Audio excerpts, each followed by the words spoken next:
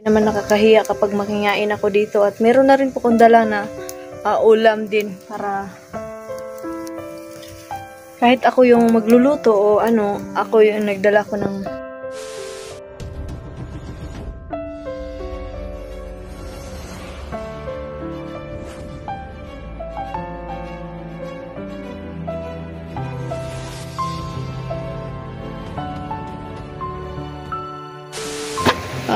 nagamasid-masid lang, pero hindi ko alam mga ka-idol kung anong pakay nila sa akin, pero yun na nga mga ka-idol, kinakabahan ako, pero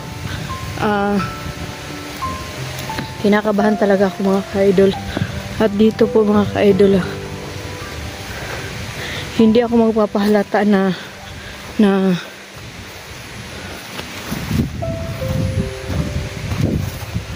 mag-explore ako at hindi ako magpapahalata na pupunta ako sa bundok at mapansin yung mga ka-idol na talagang may sasakyan sa gilid. Pero hindi po ako nagdala ng vlogging kit mga ka-idol at talagang hinawakan ko lang ang cellphone ko at hindi ako nagpapahalata.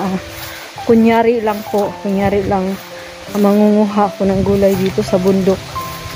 Kasi meron akong minamanmanan mga ka-idol dati ko mga kasamahan. Gusto ko malaman kung ano ang kalagayan nila ngayon.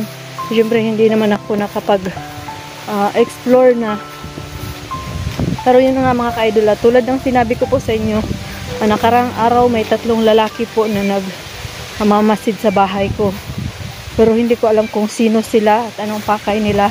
Pero siyempre po tulad ng sinabi po ni Abdul sa akin na kapatid ko kasi Big Boss at gusto ni Big Boss na bumalik ako sa dating tungkulin ko bilang isang commander mga ka-idol. Yun na nga, kailangan ko na mag-ingat muna at lumaylo muna.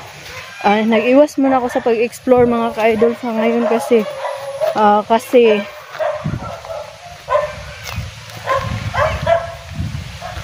nag-iwas muna ako sa pag-explore ngayon mga ka-idol kasi ayoko muna na mahuli nila ako at may mga tao makapagsabi sa akin na kasama ako ng team habang nag-explore. Pero syempre po shoutout po ang aking mga kasama, syempre po sa Team Warriors po, sa lahat ng Team Warriors. Pasensya na kayo mga tol, sa ngayon hindi pa tayo makakapag-vlog dahil alam nyo na hindi naman sabi na wala na si ma'am. Si ma'am is nandyan pa rin palagi para sa atin. Sana maintindihan natin mga tol na may bagyo kasi ngayon, may bagyo sa Maynila at syempre may bagyo rin sa atin at hindi tayo masyado maka-update kay ma'am kasi alam naman natin na malakas ang bagyo ngayon doon sa kanila. Pero si ma'am po ay nag-promise po sa akin na hindi niya tayo iiwan. So alam nyo yan mga tol, sana sa Team Warriors po mananatili tayong Team Warriors, wag mawala ng pag-asa. Sa ngayon hindi tayo nakapag-vlog kasi malakas din naman dito sa atin ang bagyo. At syempre mas mahalaga po mga tol na safety first time lahat. Syempre sinashoutout ko ang aking buong team, ang buong Team Warriors, She Warriors, syempre sila Kelvin Adventure at Jenny Payat Vlogs. Syempre sa aking channel na Ligaya Princess Adventure. At syempre kay Dante Explorer, kay Luz Adventure at Inday Adventure, kay Kuya Dax Adventure, kay Bata Mandirigma, kay Kuya G Lord 06, syempre si Simo, kalimutan ko ang ano ni Simo X41 ba yun, basta kay Simo, pasensya na tol, nalilito ako. At syempre kay Kuya Jigo, syempre sa buong Team Warriors, syempre tulungan natin mga tol na ma-rescue ang pamilya ni Kuya Dax. Kailangan naman tayo ngayon ni Kuya Dax mga tol, kaya balik explore po tayo sa susunod na araw. So ngayon mga tol ngayon mga ka-idol, kailangan ko muna magpanggap po mga ka-idol na pupunta ko dito sa bundok mangunguha ng gulay kasi mayroon na kapag sabi sa akin ay dati kong kasamahan mga tol na kung saan po yung kuya ko at gusto ko na makausap siya na kami lang dalawa. Ayaw ko po na mag-usap kami na may camera may nanunood, may nakikinig.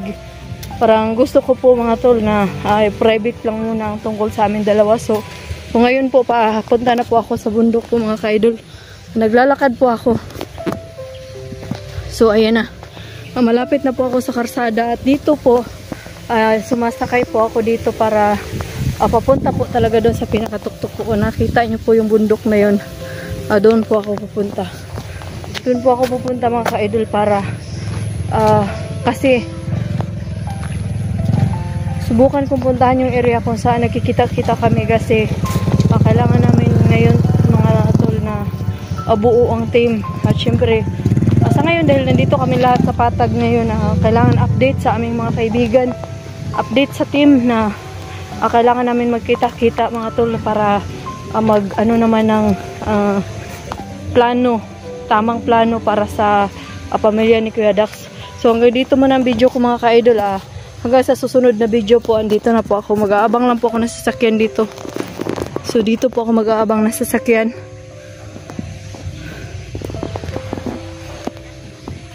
So tara. So ito na nga mga ka-idol. Papunta nga ako ngayon sa Explore mga ka-idol. Siyempre, shoutout ko po. Siyempre si Ma'am Shi. I miss you ma'am. Alam ko po ma'am na hindi mo iiwan ang team. Kahit ngayon may pinagdadaanan tayo. Naintindihan po namin ma'am dahil may bagyo po dyan ma'am. At syempre po may bagyo din naman dito. At syempre okay rin na hindi mo na kami maka-explore para safety rin po kami. Pero syempre po ma'am, I miss you so much po ma'am.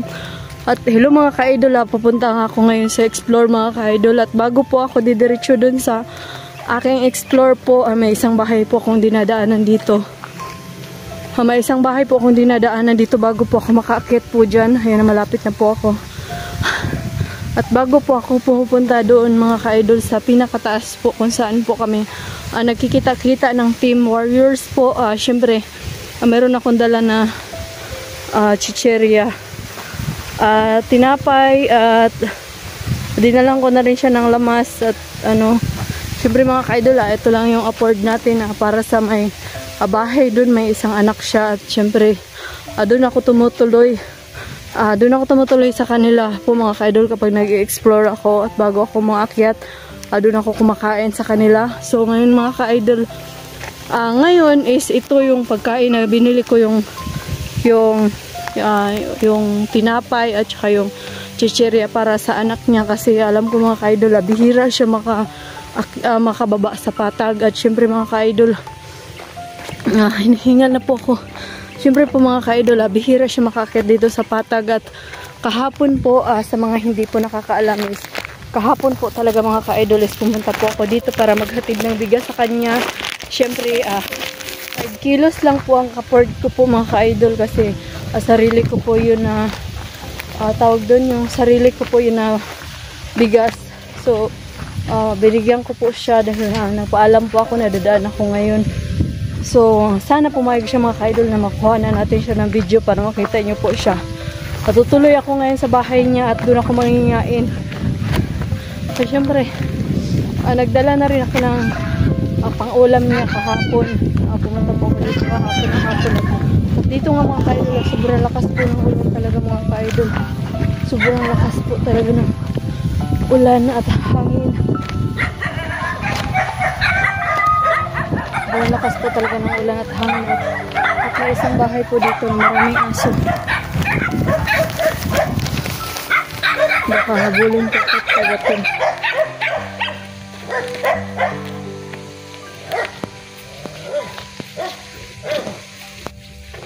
Hindi lang po ako umiimik mga ka-idol kasi sinusundan ako ng aso.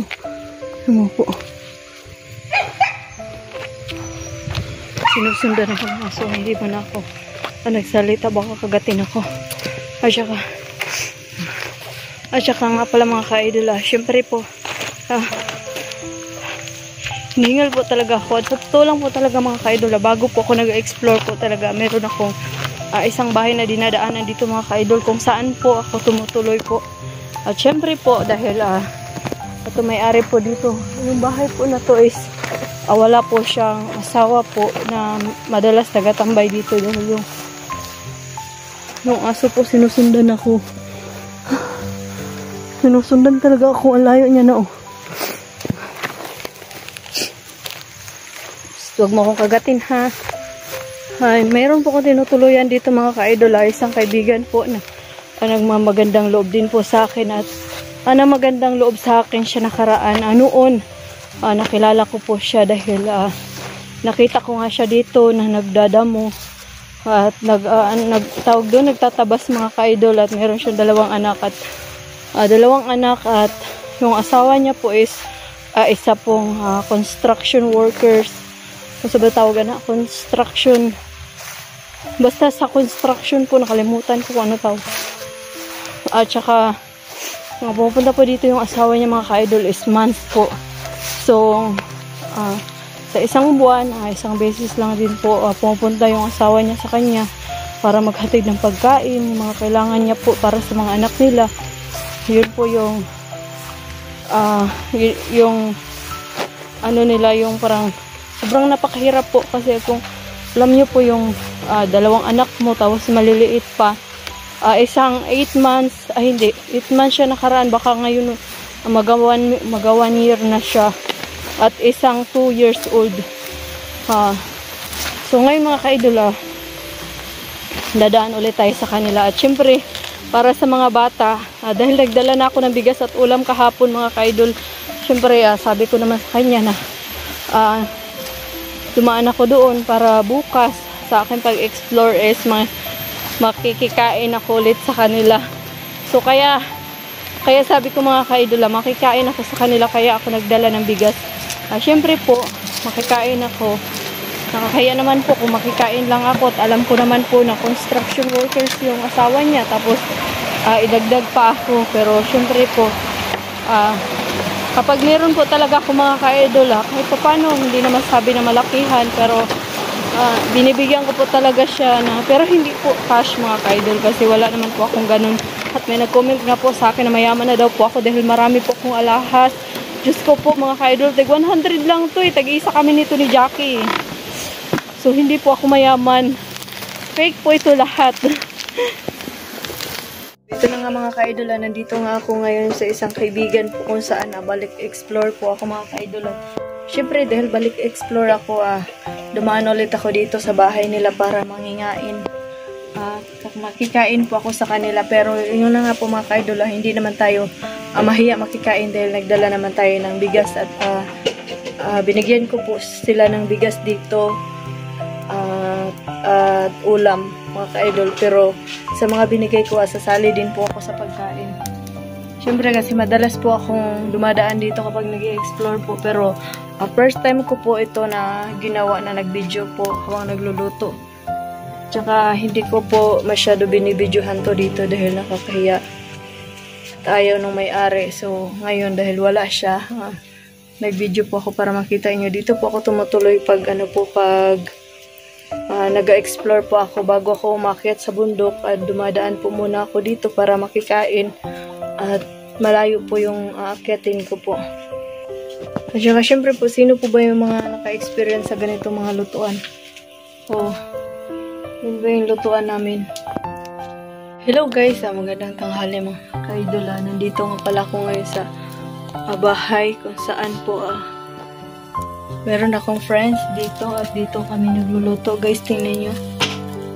Ngayon nga pala is nagsasaing po ako para makakain po kami. Dahil nga po tanghali na ngayon. At syempre po kailangan ko pong makikain dito at kailangan ko pong mag-explore ngayon. Para nga tayo guys, ganito po kami magluluto dito.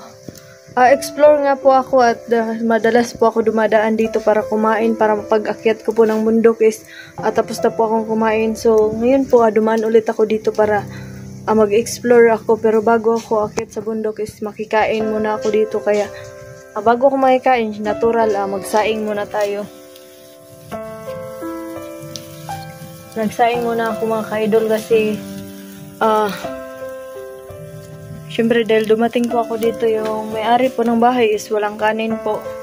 So ako nagbigas dito para syempre hindi naman nakakahiya kapag makingain ako dito. At meron na rin po kong dala na ulam din para Kahit ako yung magluluto o ano, ako yung nagdala ko ng